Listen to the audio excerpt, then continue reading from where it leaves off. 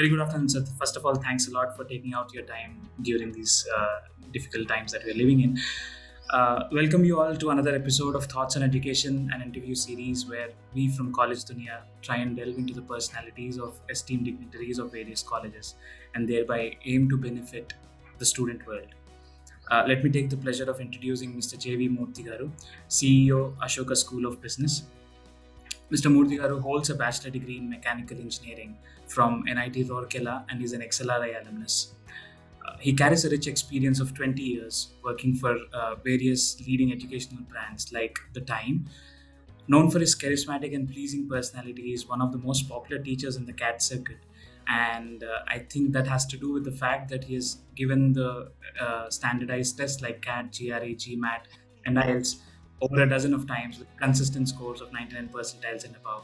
He's a highly scholastic and esteemed person, known for his communication skills and admired by his students for his mentoring skills. His articles have featured in top-notch papers like The Hindu and the Indian Express. He was the quiz master of once Guinness World Record holding quiz Aqua Regia, and he has an invaluable international exposure, visited universities in the US, UK, Germany, and is a great analyst of education system across the globe. Without further ado, sir, please allow me to get to the core of the interview by asking you to comment on your connection with the educational industry, sir. Good morning. That's a long introduction. I don't know if I deserve all those things. Thank you so much, Kiran, anyway. Before coming to Ashoka School, I was the vice chairman of Voxen, wherein I worked with Mr. Veen as the chairman of Voxen, very closely to convert Voxen into a university, which it is now. My experiences in education have been more than, started in 92, so approximately around 28 years. Before that, I was working in a public sector undertaking as a mechanical engineer, right, you said. I love education. I love teaching. I love solving puzzles. I believe that I'm not bad in maths or English or any of those logical ability areas. That's what brought me to education. Thanks to Mr. P. Viswanath, who is the founder director of Time, and Mr. Manik Daruwala, who was the director of Time, who are the directors of Time right now, who are the founder directors of Time. They talked to me one fine day and then they said, you have a lot of skills in teaching and then talking to students and helping them. Why don't you come into this sector? And that prompted me to get into Time.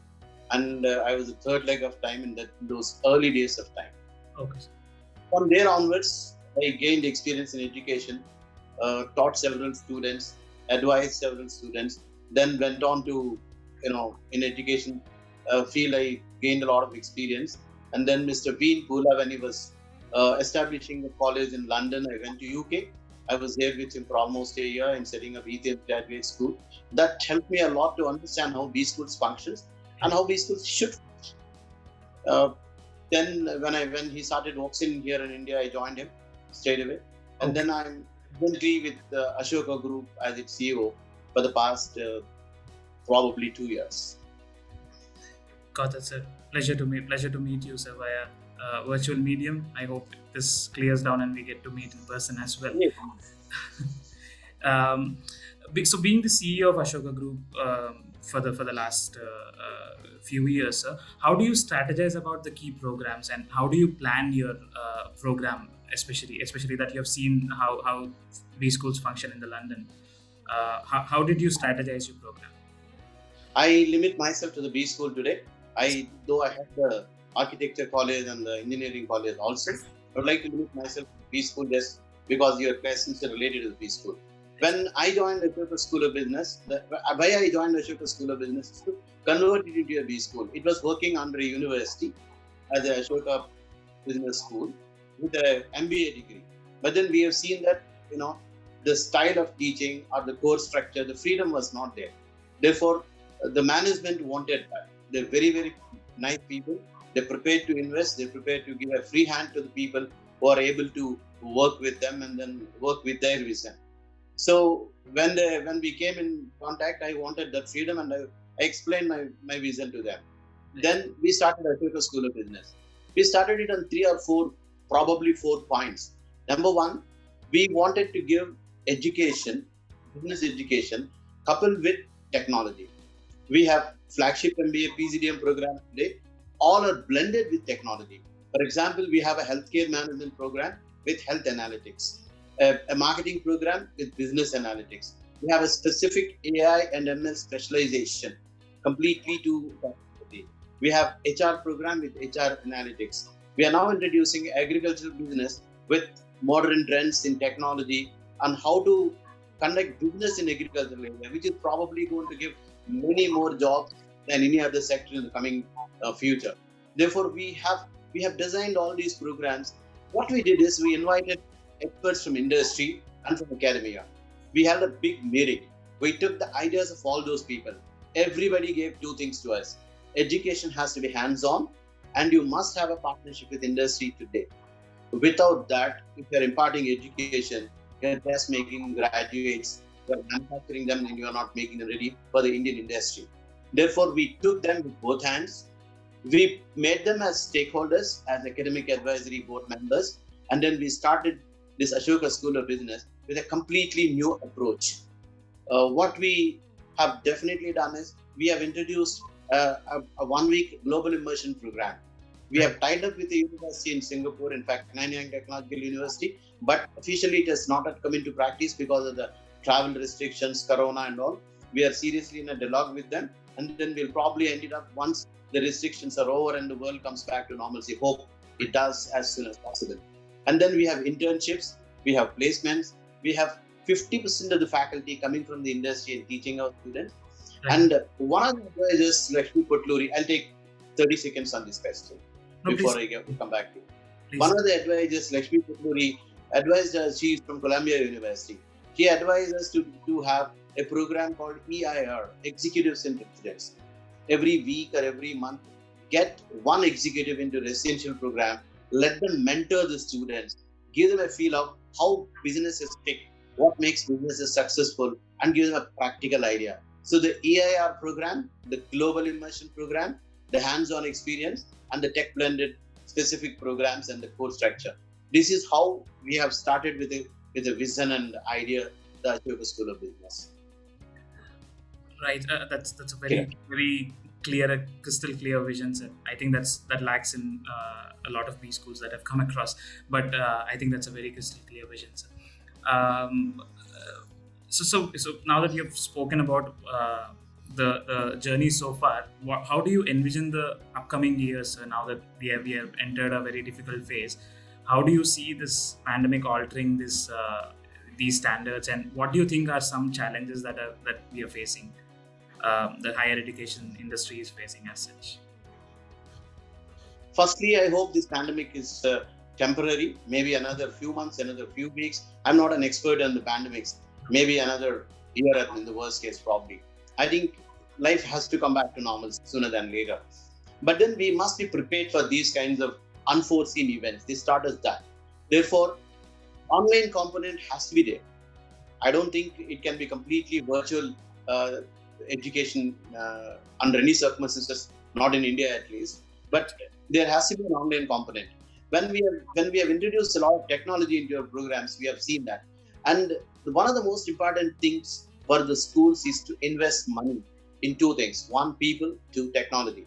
People who are competent to use the technology, competent to understand the technology and use it to the fullest extent, and then have systems in place, the infrastructure, the classrooms. Suppose Harvard University offers a lot of online programs, but they need certain equipment in your college. We have one room dedicated to such any of those online programs that are there. It has a fantastic facility. One should come and see that. Probably I'm sure no other school in Hyderabad at least has that kind of facility.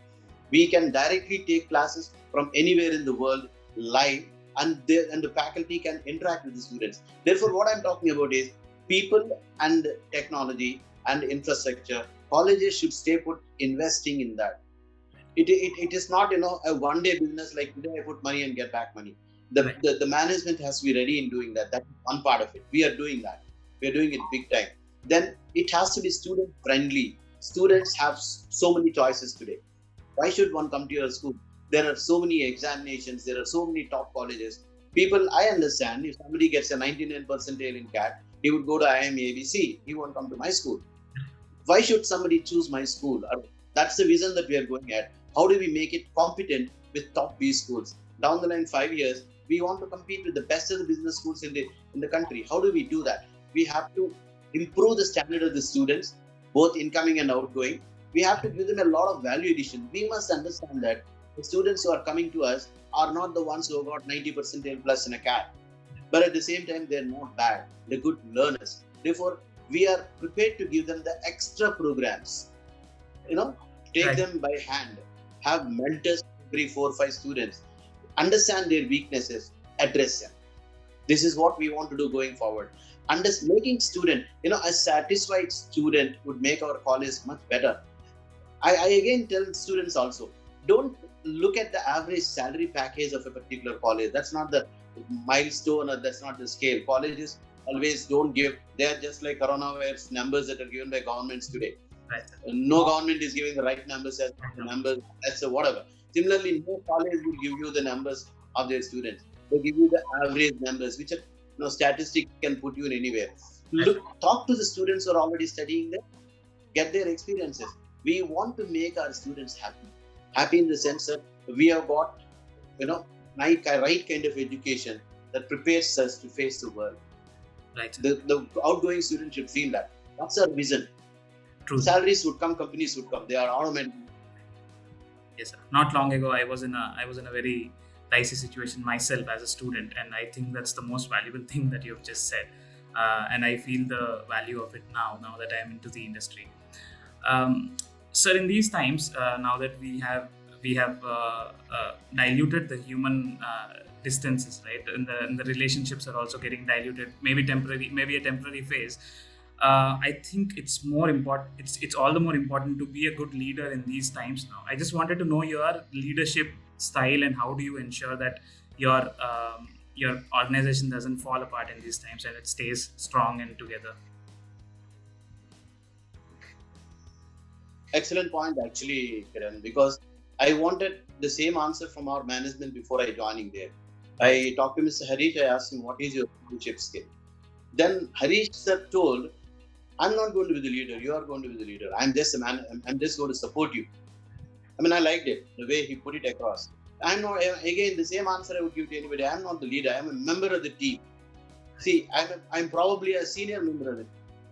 I have my leadership or our leadership, the leadership of the college, the Ashoka School of Business, believes in inclusivity. Everybody, the man who sweeps the floor or the top man, the manager, the chairman or whoever, all have equal roles. Everybody, Abraham Lincoln says, even if sweeping is your job, sweep in such a way that nobody can sweep better than you. I mean, if everybody contributes, everybody is a leader. See, leadership is to ensure that there is a system prevailing in the institute which makes people work, and the system should work. Individuals do not matter much. If somebody is absent today, that absence should not be felt. Then we are achieving a teamwork. Our leadership is to ensure that teamwork is there.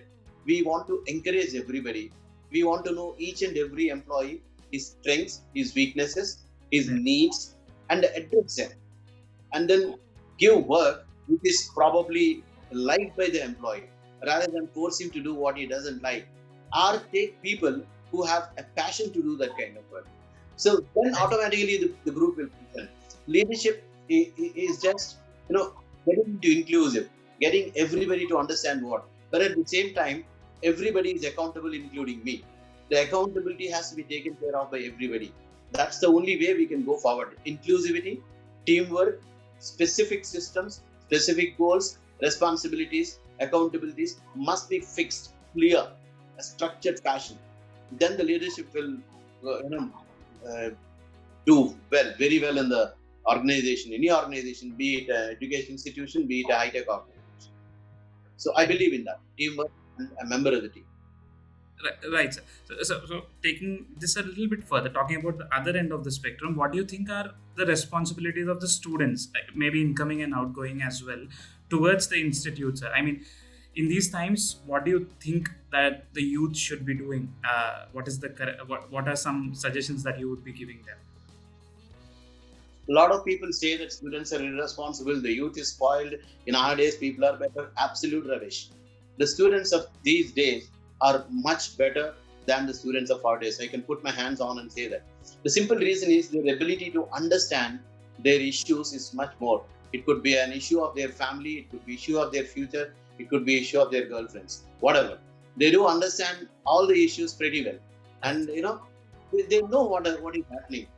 Fine. Some of us may not accept the way they address certain problems, the way they behave in the school, or the way they dress, or the way they grow beards. I don't see one for you. But today, everybody wants to grow a curly or something of that sort, So some seniors like me may not agree with that, may not like, but that doesn't matter. The students also, some of them are very good, some of them understand. Students must understand their priorities. They must enjoy their life in those 2 years in the college. They must have a complete bondage among people. They must like people, and they must go along with their peers and teachers and everybody, all right. But at the end of the day, they must understand that there are certain things that they need to learn in the B school. Once they come to B school, what is expected of them? 2 parts. 1, knowledge. 2, skills.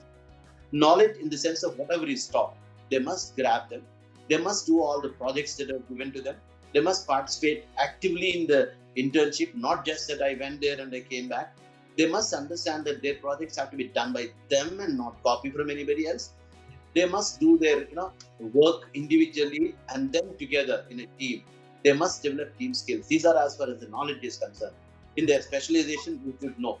Beyond what is taught in the college, they need to refer to books, journals, or videos, or what's happening contemporary world, particularly in technology. They must know that.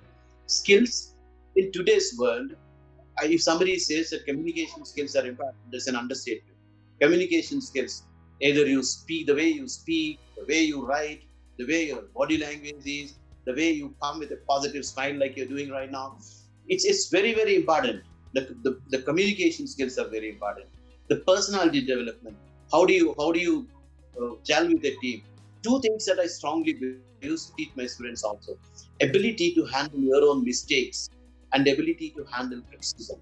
If you can gain these 2 characteristics and your character is strong, excellent. I think students have a lot of responsibility in helping the colleges. And then they have to take parts in all the clubs. They have to actively participate, and they have to be learning hands-on rather than, theory, practices. I got so many marks. Marks are important, but at the same time, they're not the only ones which you should bother about. Got it, sir. I think we have covered a lot of ground here, although I am pretty sure we can go on and on for hours given your expertise in the industry. But I would like to draw a line here, sir, given the time limit and the ease of consumption of this video. So I would like to conclude by saying that, sir, once again, first of all, thanks a lot for taking out time in these times. It shows your dedication towards the institute that you are participating in these programs. Thanks a lot for being patient with me. I tell this to the final sentence. I would like to advise the students not to take the word of anybody before joining any school. Please go there. See for yourself the infrastructure. Talk to the students who are already studying. Ask them how is everything. Take their opinion and then come to a conclusion. Don't take your friend's opinion. Don't ever believe WhatsApp. Don't ever believe social media for this. Social media and WhatsApp are there to give you the details, which school is where. But then where do you want to join? Your choice. Please make a learned, knowledgeable choice. Thank you so much, Kiran. Very valuable, sir. Thanks a lot, sir. Thanks a lot for your time again, sir. Thank you so much. Nice speaking to you, and bye.